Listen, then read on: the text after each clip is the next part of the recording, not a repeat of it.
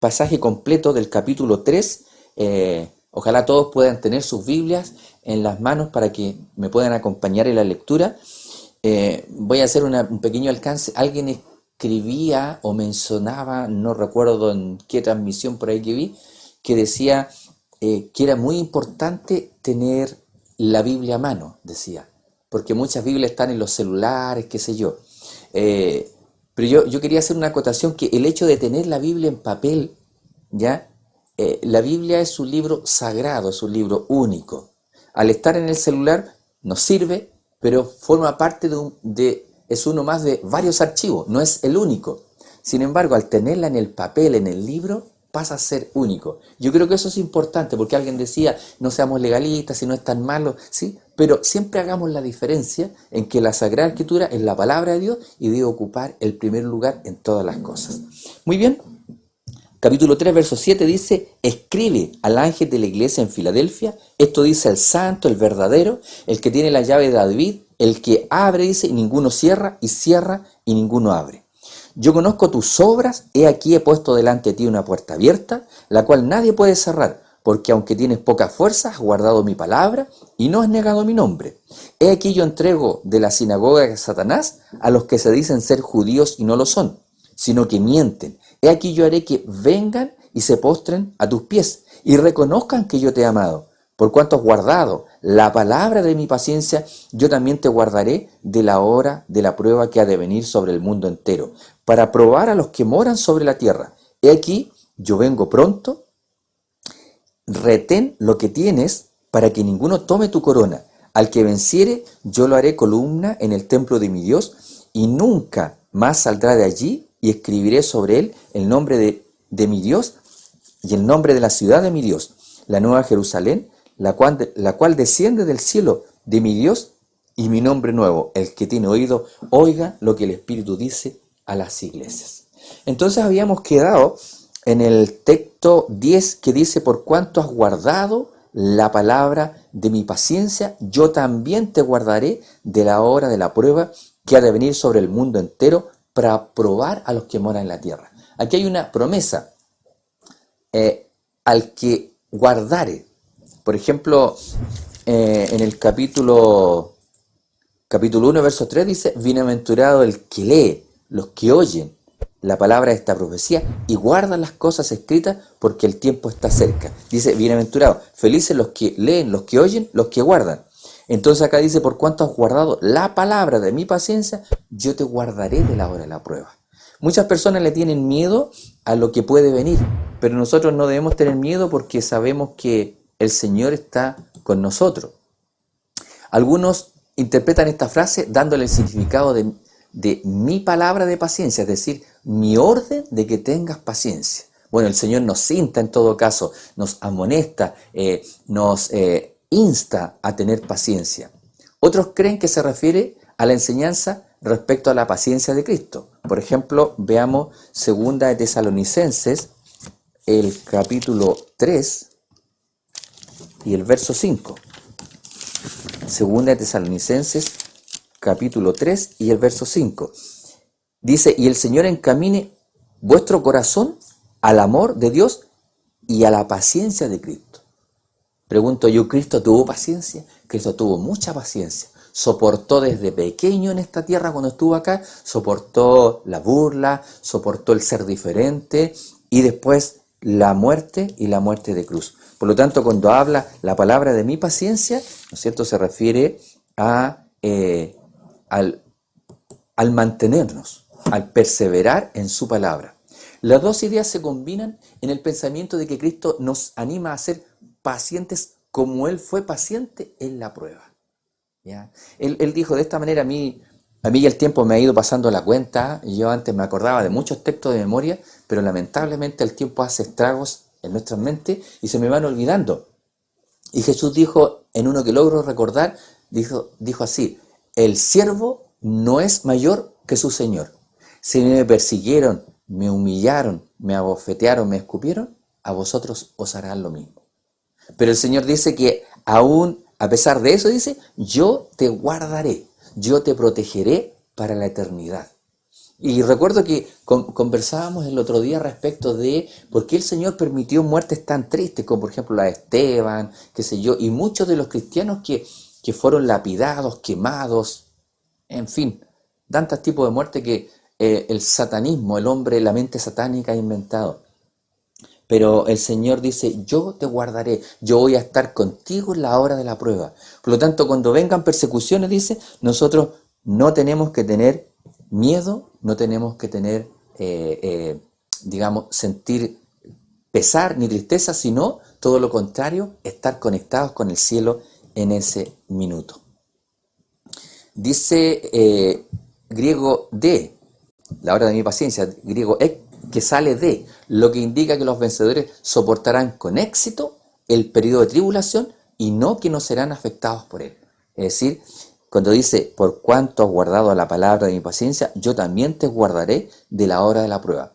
Indica que los vencedores soportarán con éxito. Por eso no debemos tener miedo a las pruebas, a la persecución, el periodo de tribulación, y no que no serán afectados por él. ¿Ya? Por ejemplo, les invito a dar un salto largo a Daniel. Daniel capítulo 12. Por eso que es importante cuando nosotros recordamos estas promesas que el Señor nos ha hecho en su palabra. Daniel capítulo 12 y el verso 1. Dice acá, en aquel tiempo se levantará Miguel, el gran príncipe, que está de parte de los hijos de tu pueblo, dice, y será tiempo de angustia, cual nunca fue desde que hubo gente hasta entonces. Pero en aquel tiempo será libertado tu pueblo, todos los que se hayan escritos en el libro. Entonces ahí está la promesa, serán libertados, te guardaré de la hora de la prueba. Y eso me anima, eso me motiva a seguir luchando, ¿no es cierto?, por la causa del Señor, aún sabiendo lo que viene. Porque dice, si nosotros hemos caminado toda una vida, no nos vamos a alejar. No podemos alejarnos porque ¿de qué sirve haber luchado y predicado para después echar pie atrás? Se cuentan muchos incidentes muy bonitos respecto de esto y también otros tristes. Por ejemplo, dice que en la persecución de la Edad Media por la Iglesia Católica, los jesuitas, la Santa Inquisición, dice que un matrimonio joven, ellos fueron separados, ellos iban fieles a la muerte, ellos no renegaban de su fe en Cristo, pero los separaron y le dijeron a la esposa que el esposo había renunciado y viceversa.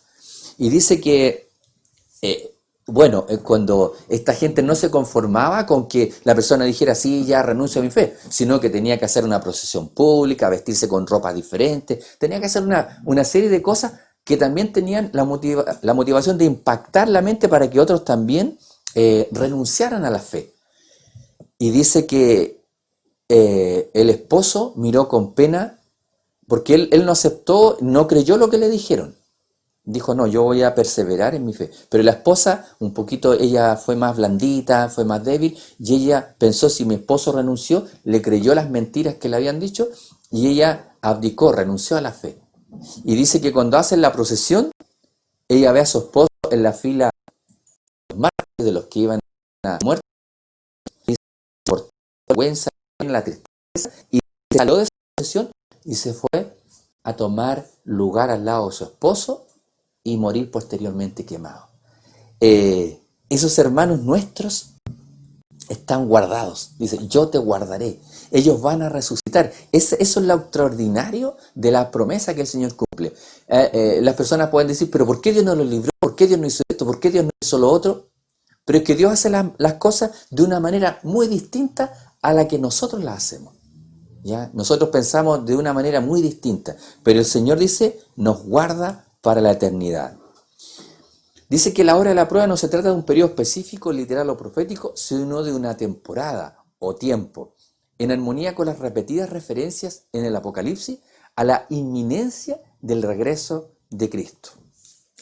Dice en Apocalipsis 1:1, la revelación de Jesucristo que Dios le dio para manifestar a sus siervos las cosas que deben suceder pronto, y las declaró enviándola por medio de su ángel a su siervo Juan, las cosas que deben suceder pronto, la hora de la prueba, todo lo que va a venir. Sin duda se refiere a un gran periodo de prueba que antecede al segundo advenimiento.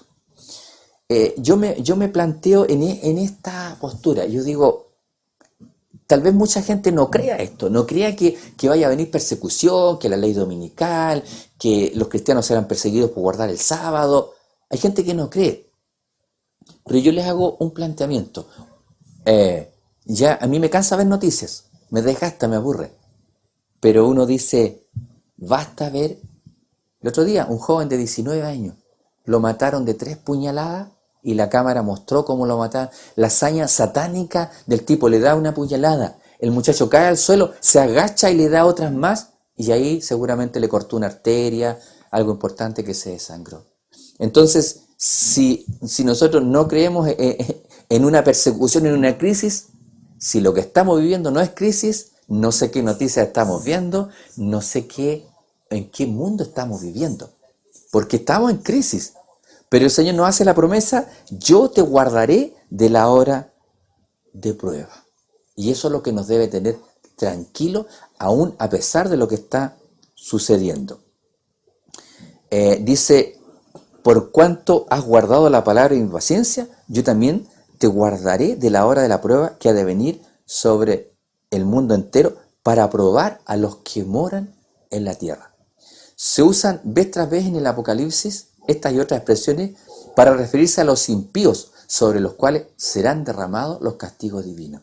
Claro, porque dice sobre los que moran en la tierra. ¿Ya? En la antigüedad, nuestros abuelitos, bisabuelos, cada catástrofe que había, para ellos era un castigo divino. Y cuando se cuenta, por ejemplo, recuerdo haber escuchado el terremoto de Chillán del año 39, que fue uno de los que más muertes hubo, producto de las casas de adobe, los techos de barro, en fin, el tipo de edificación fue uno de los que más muertos hubo. Y la gente, dice, salían a las calles con crucifijos, relicarios y todo tipo de imágenes, implorando la misericordia divina por estos juicios. O sea, siempre hubo como la convicción, la certeza de que todas las catástrofes eran juicios divinos, producto de la maldad del hombre, ¿ya? Entonces, pero ahí se puede generar también otro tema, decir, pero ¿cómo? O sea, que Dios castiga, ¿ya? Siempre no olvidemos este principio, Dios retira su protección. Por algo dice acá en Apocalipsis, por cuanto has guardado la palabra de mi paciencia, yo te guardaré, te protegeré. ¿Se fijan? Entonces el Señor, al retirar su protección, Satanás actúa. Si es el diablo el que actúa, eso es lo que a mucha gente le cuesta entender. Cuando Dios retira su protección, Satanás ataca inmediatamente. El diablo acusó a Dios, lo acusó personalmente. Le dijo, tú cercas a Job, tú lo cubres, tú lo guardas. ¿Se fijan? Eso es lo que Dios hace. Entonces el Señor dijo, bien, le vamos a quitar el cerco. Murieron sus hijos, perdió el ganado, le robaron todo lo que tenía y más encima Satanás quería matarlo. Y el Señor le dijo, toca su salud, mas no toque su vida. Entonces ahí nos damos cuenta claramente cómo actúa el enemigo. Por lo tanto, guardemos esta promesa. Por cuanto has guardado, ¿ya? Mi palabra, yo te guardaré. Una promesa condicionada a los que son fieles. Dice, he aquí yo vengo pronto, retén lo que tienes para que ninguno tome tu corona. ¿Ya? Retén lo que tienes para que ninguno tome tu corona. Es decir, el Señor nos hace el desafío al que venciera, al vencedor. Yo lo haré, dice en el texto 12, columna en el templo de mi Dios y nunca más saldré de allí. Y escribiré sobre él el nombre de mi Dios y el nombre de la ciudad de mi Dios, la nueva Jerusalén, la cual desciende del cielo de mi Dios y mi nombre nuevo. Cuando dice acá, al que venciere, lo haré columna en el templo de mi Dios y nunca más saldrá de allí. Me viene a la mente el Salmo de David, cuando dice, Señor, prefiero un día en tus atrios que 1000 fuera de ellos. ¿Ya? Y aquí el Señor le promete el cumplimiento de la promesa de David. David decía, yo quiero estar en tu templo, y el Señor dice, al que venciere, lo haré columna en mi templo y nunca más saldrá de allí. Y yo me pregunto, ¿queremos estar en el templo de Dios? ¿Queremos estar cerca de Dios? ¿Queremos estar en esa instancia magnífica, gloriosa, que no podemos, dice Pablo, cosas que ojo no vio, ni oído yo, ni han subido en mente humana, son las que Dios tiene preparado? Eso es lo que nos lleva a esa hermosa reflexión. Una columna en sentido metafórico, por supuesto, es por supuesto parte de un templo metafórico figurado. En el Nuevo Testamento, la palabra que se traduce como templo es naos, y generalmente se refiere al santuario interior, que comprende los lugares santo y santísimo, y no a todo el conjunto de edificios que constituían el antiguo templo. Por lo tanto, esta promesa significa que el vencedor ocupará un lugar permanente e importante en la presencia de Dios. Y aquí me recuerdo algo que escribió Elena de White, que a mí así como me cuesta asimilarlo. Ella dice que los redimidos ocuparán el lugar de los seres celestiales que cayeron. Entonces nos damos cuenta del tremendo privilegio que tenemos. Uno dice, o sea, que iremos a ocupar en el cielo, al lado de los ángeles, vamos a estar allá. Entonces nuestra mente así como que comienza a burbujear de tanta idea maravillosa de lo que vamos a vivir en el cielo. Por lo tanto, el sufrimiento que tenemos en esta vida no es nada. Vamos a ver, para ratificar esto que estamos diciendo en Gálatas capítulo 2, Gálatas 2:9. Gálatas capítulo 2 y el verso 9. Y se me enredaron un poquito las hojas. Gálatas 2:9 dice: y reconociendo la gracia que me había sido dada, Jacobo, Cefas, Juan, que eran considerados como columnas, dice, nos dieron a mí y a Bernabé la diestra en señal de compañerismo para que nosotros fuésemos a los gentiles y ellos a la circuncisión. Entonces el cristiano es considerado, ¿no es cierto?, columna, ¿ya? Forma parte de un gran, dice, edificio del cual Cristo, dice, es la cabeza. Y en 1 Timoteo 3:15 dice acá: para que si tardo sepas cómo debes conducirte en la casa de Dios, que es la iglesia del Dios viviente, columna y baluarte de la verdad. Entonces la promesa dice que nunca más saldrá de allí, nunca más. Yo me imagino, desde que pisé por primera vez la iglesia y me bauticé, tristemente he visto mucha gente irse de la iglesia. Yo digo, ojalá que la misericordia de Dios apriete fuerte a esos corazones para que algún día recapaciten y vuelvan. Porque ellos conocieron la verdad, ellos caminaron con nosotros, pero se alejaron. Y da mucha pena, porque Cristo murió por cada uno de ellos. Entonces, la salvación que Cristo proveyó para los que se han alejado se vuelve inútil, no sirve porque no la ocupan. ¿Ya? Es como, no sé, podemos ejemplificarlo, es como un beneficio que se da por parte del gobierno y la persona no lo toma. Entonces ahí se pierde, ahí queda. El beneficio de la salvación, dice, debemos ocuparlo, ¿ya? Entonces el Señor promete, dice, nunca más saldremos de allí. En la eternidad ya no tendremos el problema de que por las luchas, las pruebas caemos y tal vez nos alejamos. No, dice que nunca más saldremos de la presencia de Dios. Dice, esto será permanente, en armonía con la figura. Salir de allí sería dejar la presencia de Dios deliberadamente, como lo hizo Lucifer. Nosotros no vamos a salir, dice que Lucifer, cuando empezó a generar esos pensamientos de envidia a Cristo, de querer él gobernar, de querer tomar el control, ponerse, dice, tomar ese trono que él vio y querer gobernar en el santo monte de Dios, dice, él salió y dejó deliberadamente la presencia de Dios. Pero ya nosotros, cuando estemos allá en el cielo, no haremos eso. ¿Ya? El pecado ya quedará formando para nosotros parte de un pasado triste y penoso. Una promesa como esta solo se podría hacer a los que vencen permanentemente, al que persevere, al que se mantenga hasta la muerte. A ver cómo dice el texto: el que, a ver, al que persevere hasta la muerte, el que sea fiel hasta la muerte. En esta vida aún queda la posibilidad de salir fuera, lo que decía recién, de abandonar la verdad por cualquier problema, porque me enojé con Dios, porque alguien me miró mal, alguien habló mal de mí, alguien dijo cosas malas de mí, y eso me dañó emocionalmente y yo me alejo. Pero en la eternidad no pasará eso, ¿ya? Dice, nadie querrá salir de allí. La pluma inspirada describe una visión eh, en la cual estaba, dice, era tan hermoso el lugar donde ella estaba que no quería salir de ahí. Pero el Señor le dijo, debes volver a la tierra, debes volver y contar escribir todo lo que has visto. Pero ella dice que no quería, y ella quería tomar de un fruto que había ahí. Pero el Señor le dijo, no, porque si tú tomas de este fruto, no puedes volver a la tierra. Oh, digo yo, qué extraordinario haber tomado ese fruto y no volver a la tierra, a este mundo de pecado, a esta tierra que perece, que se hunde, que se hace pedazos. Así que ella dice que tristemente tuvo que volver de la visión y ver esta tierra estéril.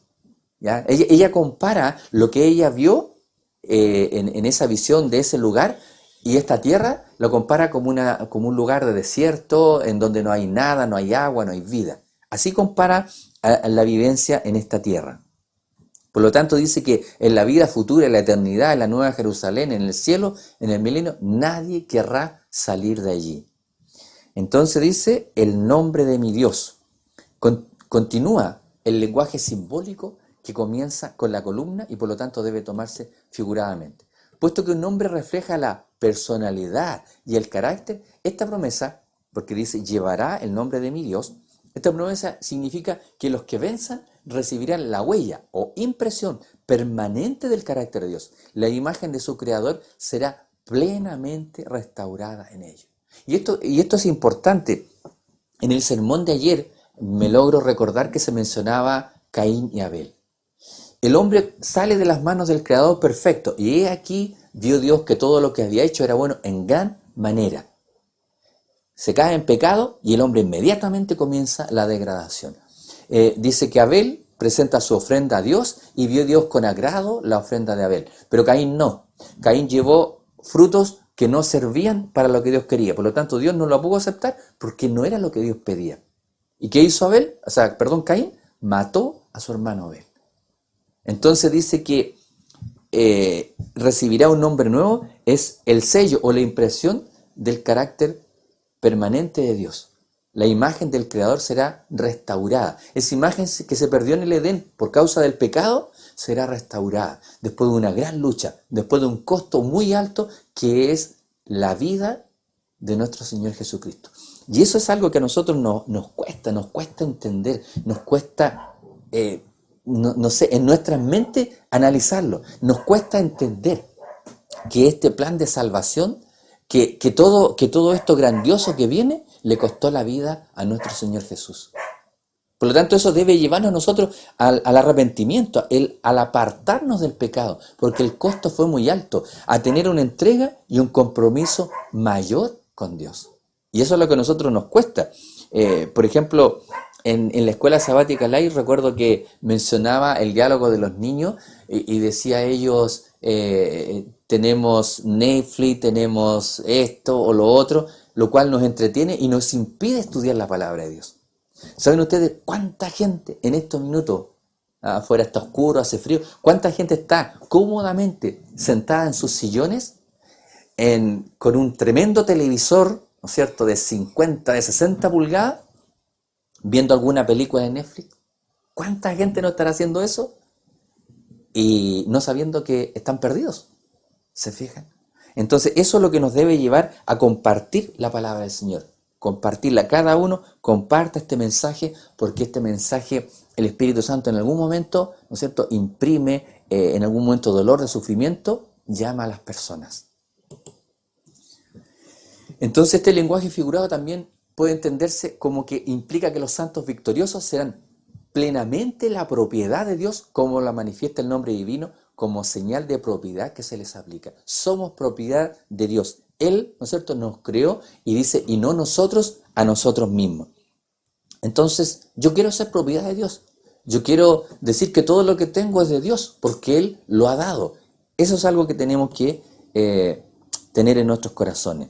Entonces dice, al que venciere, lo haré columna. Yo lo haré columna en el templo de mi Dios. Nunca más saldré de allí. Y escribiré sobre él el nombre de mi Dios y el nombre de la ciudad de mi Dios, la nueva Jerusalén, la cual desciende del cielo de mi Dios, y mi nombre nuevo. Qué extraordinario esto, qué extraordinario esto, esta promesa.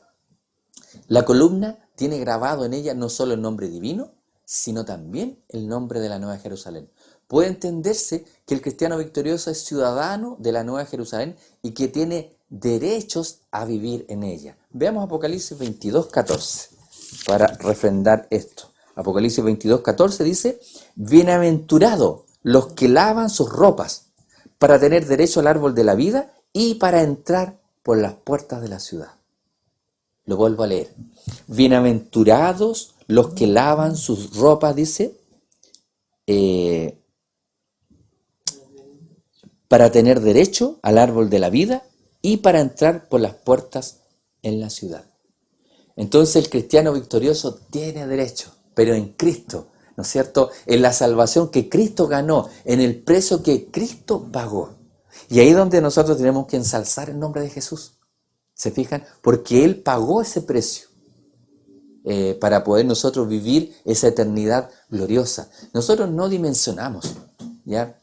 Por ejemplo, yo digo, pucha, yo nunca voy a poder conocer otro país, ¿ya? Por ejemplo, mi hermano Elmer Fonseca vive en Nicaragua, la hermana Sueli Reis vive en Brasil, ya la hermana Erika está en Estados Unidos. Yo nunca voy a poder ir para esos lados, pero en la eternidad, dice la Nube Inspirada, podremos viajar dice, en vuelos insondables a mundos lejanos.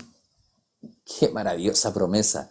O sea, ya no me va a complicar el que no me puedo mover aquí dentro de la misma Tierra, porque voy a poder visitar otros planetas. ¡Qué extraordinario! Entonces, dice el que venciere, lo haré columna en el templo de mi Dios. Yo quiero ser columna en el templo del Señor. Dice, ser ciudadano victorioso y tener derecho a la nueva Jerusalén.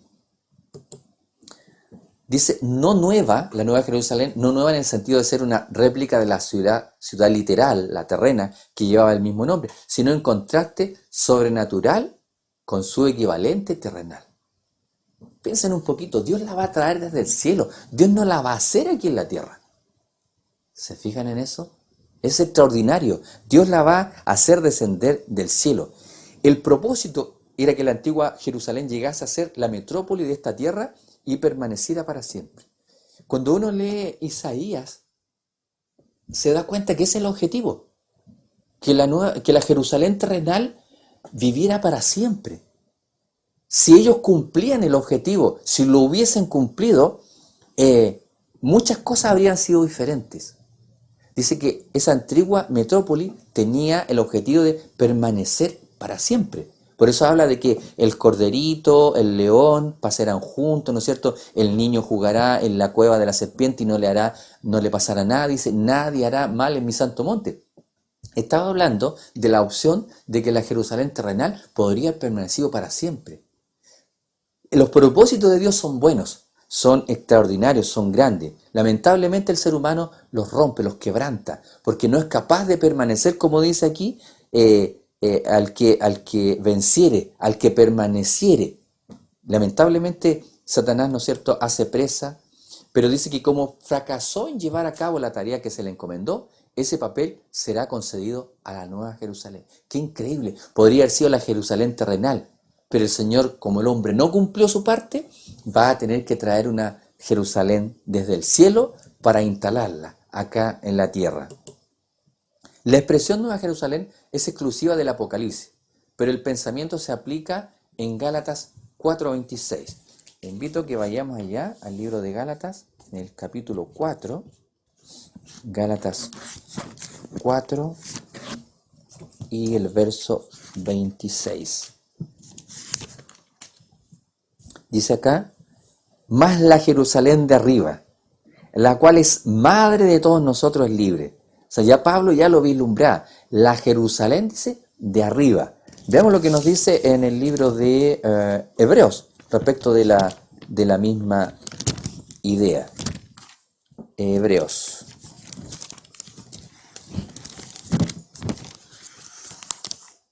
Hebreos capítulo 12. Hebreos 12 y el verso 22.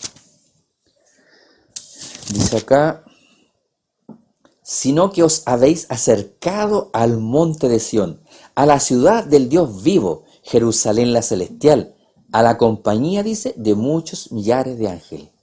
Qué extraordinario, ya Pablo había tenido una visión similar a la de Pablo.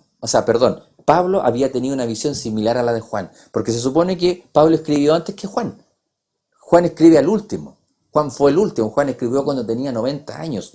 Entonces, pero Pablo ya vislumbró esto. Lo vuelvo a leer en Hebreos 12, 22. Dice: sino que os habéis acercado al monte de Sión, a la ciudad del Dios vivo, Jerusalén la celestial, a la compañía de muchos millares de ángeles. ¿De dónde sacó Pablo esta información?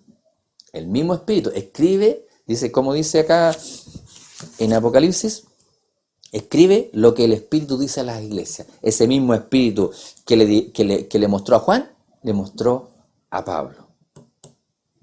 Entonces el Señor dice: mi nombre nuevo. El tercer nombre escrito en la columna, dice, es el de Cristo. Por medio de Cristo el vencedor, el vencedor recibe el carácter divino representado por el nombre. O sea, nosotros tenemos que llegar a tener el carácter de Cristo. Veamos Hechos capítulo 3 y el verso 16. Hechos capítulo 3 y el verso 16. Dice acá: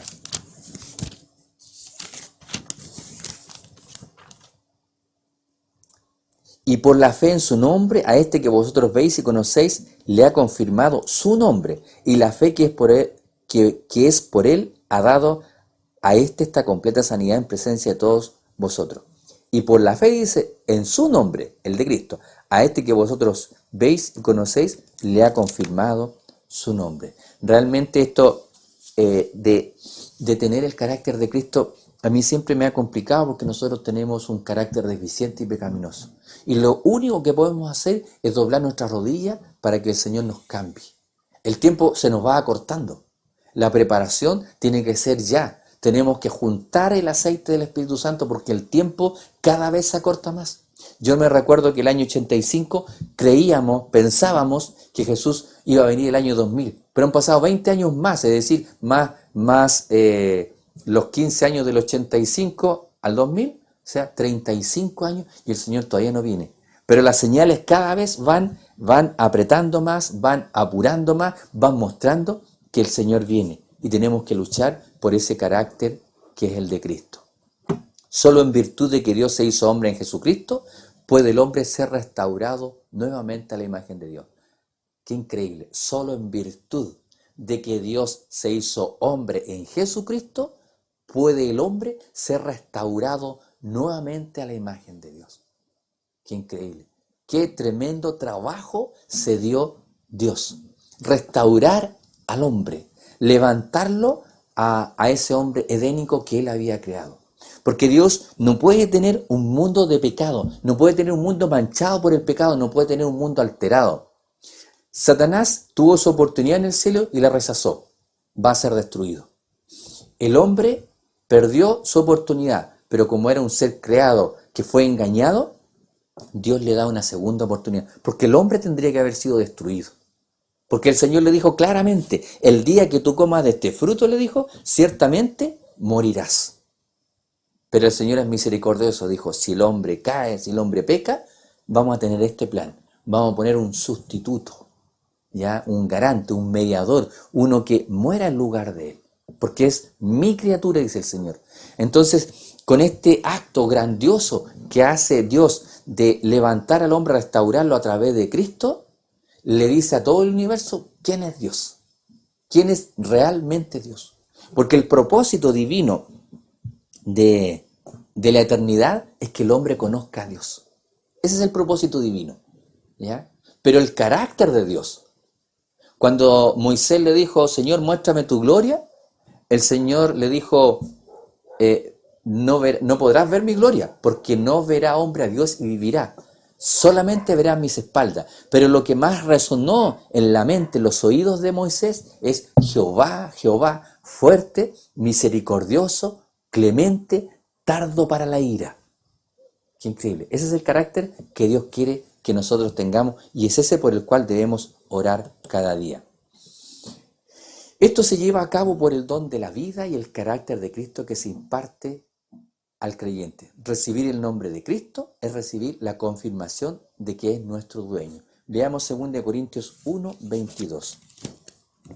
2 Corintios 1, 22.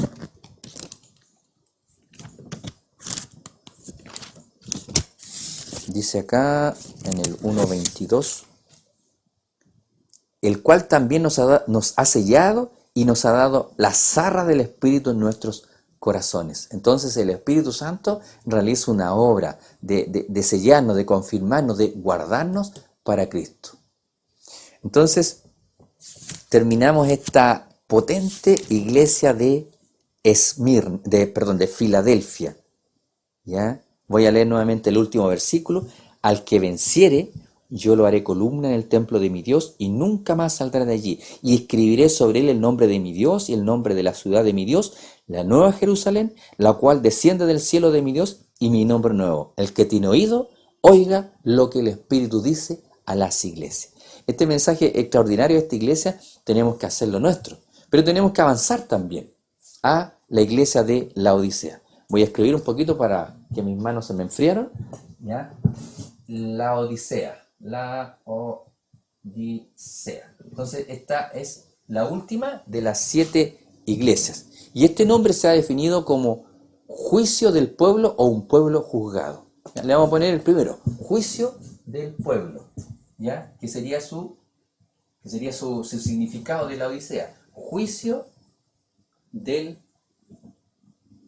pueblo. Entonces, la Odisea significa juicio del pueblo. Lo último parece preferible, ¿ya?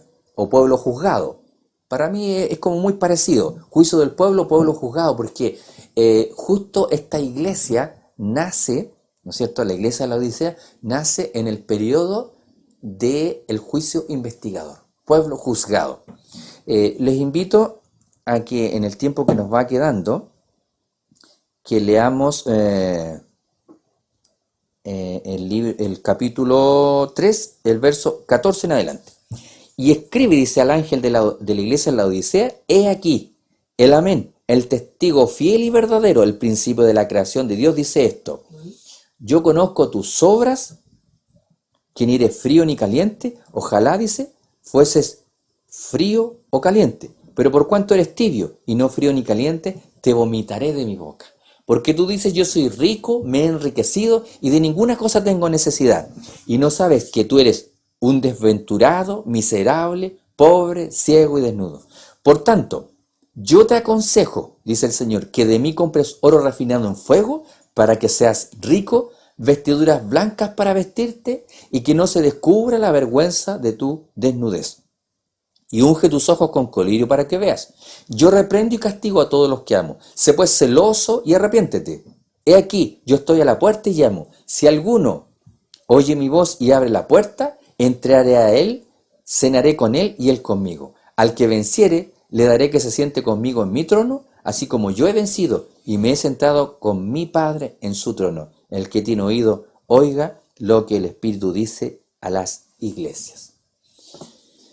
Entonces, esta iglesia nos identifica plenamente a nosotros. La iglesia tibia, la iglesia cómoda, la iglesia que lo más probable es que en vez de estar en este minuto conectado o conectado a cualquier transmisión, hay montones, ya está cómodamente, ¿no es cierto?, en su silloncito, frente a una regia pantalla, que no les niego que me gustaría tenerla, pero el Señor no me deja tenerla porque a lo mejor haría lo mismo. No me sacrificaría una horita cada domingo para exponer la palabra del Señor.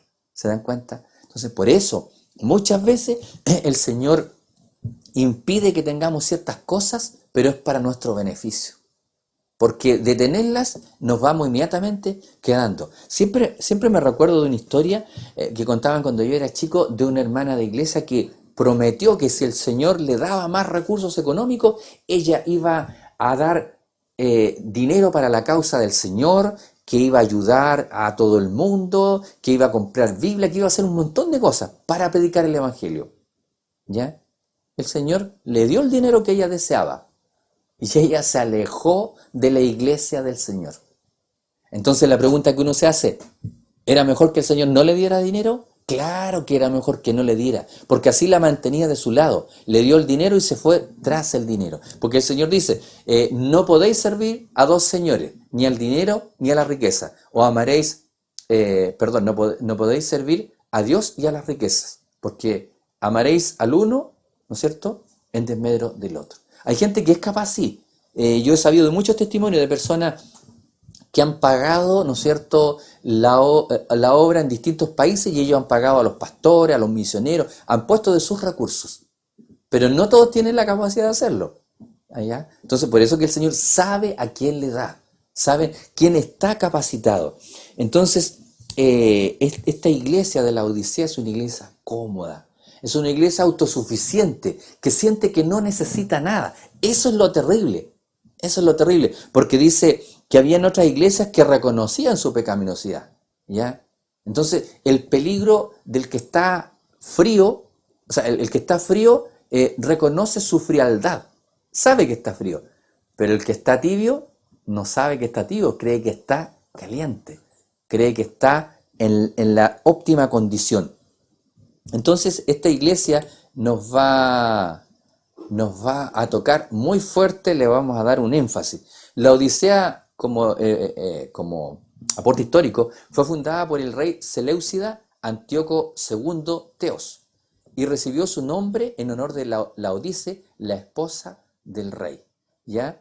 Los Seleucidas y los Ptolomeos fueron los que salieron del imperio griego, de Alejandro Magno, ¿no es cierto? 4 de sus generales, como decía la profecía, se disputaron el poder, ¿no es cierto? Unos para allá, otros para acá, y quedaron como los más prominentes los Seleucidas y los Ptolomeos. La ciudad se hallaba en el valle del río Licos. En los días de Juan era un centro comercial próspero que se especializaba en la producción de tejidos de lana. Estaba a pocos kilómetros de las ciudades de Colosas y Hierápolis, y muy pronto hubo cristianos en cada una de esas ciudades. La iglesia de la Odisea quizá ya tenía unos 40 años de fundada cuando Juan escribió el Apocalipsis. Pablo se interesó mucho en esa congregación y encargó a los colosenses que hicieran un intercambio de epístolas con los laodicenses, es decir, que se intercambiaran información, seguramente conocimiento de la palabra, algún aporte entre estas iglesias. La unión de este título con el testigo fiel y verdadero lo identifica como un título de Cristo, el autor de las cartas a la iglesia. Esto está en el verso 14. Y escribe al ángel de la iglesia en la Odisea, he aquí el amén, el testigo fiel y verdadero, el principio de la creación de Dios dice esto. ¿Ya? Entonces la unión de este título con el testigo fiel y verdadero lo identifica como un título de Cristo, el autor de las cartas a las 7 iglesias. En cuanto al significado del amén, la aplicación de este término a Cristo puede compararse con Isaías 65, donde en hebreo el Señor recibe el nombre de Eloé Amén, el Dios del amén. En el pasaje que consideramos puede entenderse que este título, como una declaración de que Cristo es la verdad, y por lo tanto su mensaje a la iglesia de la Odisea debe ser, dice, aceptado sin vacilación. Entonces dice, he aquí el amén, el testigo fiel y verdadero, el principio de la creación, griego argé, palabra que tiene sentido pasivo y también activo, el principio de la creación. Me voy a quedar con una reflexión en este aspecto porque hay algunas religiones que dicen que Cristo es un ser creado, ¿ya? Es complicado decir, porque acá dice el testigo fiel y verdadero, el principio de la creación, es decir, principio, ¿ya? Entonces, ve, Cristo tuvo un principio. Pero Jesús dice, Padre, glorifícame, dice, con aquella gloria que tuve contigo antes que el mundo fuese. Y cuando el profeta habla del nacimiento de Cristo en esta tierra, dice, y sus salidas, dice, son desde el principio de los días de la eternidad. Entonces cuando habla de principio, no habla del principio que nosotros conocemos. Por ejemplo, una guagüita es concebida, ¿no es cierto? Se junta el espermio con el óvulo. Ahí hay un principio. Pero Dios no tiene el principio que nosotros conocemos humanamente. Dice, tus salidas son desde el principio, dice, desde los días de la eternidad. ¿Y cuánto es la eternidad? ¿La eternidad tiene un principio? No lo tiene, porque es eterno.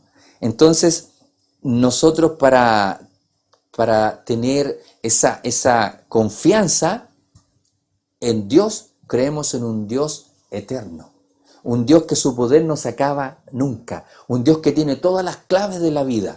Por lo tanto, nosotros podemos acercarnos tranquilos a Él, confiadamente. Él proveerá y nos seguirá proveyendo por la eternidad, así como lo hizo con el pueblo de Israel. Durante 40 años en el desierto, y Dios nunca dejó de caer el maná. ¿Y de dónde lo sacaba el maná? Piensen ustedes solamente en el hecho de lo que le está costando a las autoridades el poder enviar ayuda a la gente, cajas con mercadería, dinero, y todo el tema se reduce a que si seguimos así en el tiempo se van a acabar los recursos y no vamos a tener dónde sacar más. Entonces rogamos que la pandemia termine. Pero Dios no tuvo ese problema. Dios le envió mercadería a sus hijos durante 40 años. Abrió los supermercados del cielo y le envió maná diariamente, el cual les permitía vivir bien. Sacó agua de la peña, no necesitó ni alcantarillado ni ductos de agua potable. Dios sostuvo 2 millones de personas durante 40 años. ¿Por qué lo pudo hacer? Porque Él es un Dios eterno y poderoso, que tiene las claves de la vida y la clave de la salvación. Que el Señor les bendiga, mis hermanos, en esta tarde por haber podido compartir Apocalipsis. Ya vuelvo a reiterar la oración acá. Nelly me dice, oración por Sandra Vera, quien se encuentra internada en la UCI por un cuadro de embolia pulmonar. ¿Ya? Así que orar en forma, todos los que podamos, ¿no es cierto?, acordarnos en la oración de la mañana, de la noche, por Sandra Vera. También saludo a Loreto, que está conectada, a mi hermana Inés Graciela Silva Risco. Muy bien, vamos a orar para que el Señor nos acompañe y no olvidando los nombres de las personas que tenemos acá, para que el Señor tenga misericordia de ellos. Oremos. Padre nuestro que estás en los cielos, santificado sea su santo nombre. Señor, gracias infinitas porque en su palabra podemos sentir gozo.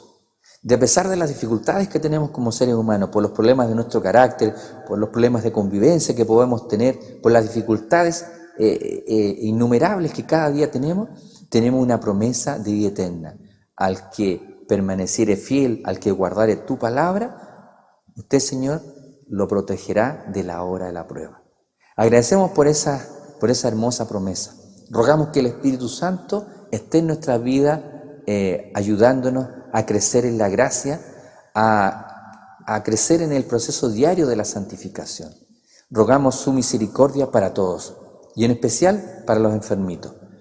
Nuevamente volvemos a recordar a nuestra hermana Odilia, a Francisco, a Amparo, a Moisés y Nilda, a Juan Luis Ponce, a Valentina y a Sandra, que está muy mal, Señor.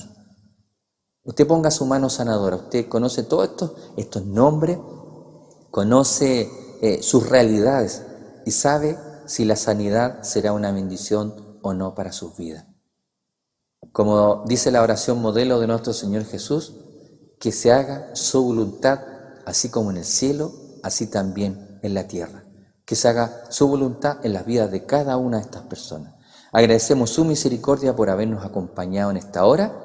Que usted nos acompañe durante esta semana, Señor. No sabemos qué cantidad de dificultades vamos a tener, pero confiamos en su mano protectora. Agradecemos todo, lo rogamos en el nombre de nuestro Señor Jesús. Amén. Que el Señor les bendiga y nos encontraremos el próximo domingo a las 18 horas para Apocalipsis. Y este miércoles a las 19 horas la reunión de oración para seguir orando, ¿no es cierto?, por los que están enfermitos. Que el Señor les bendiga.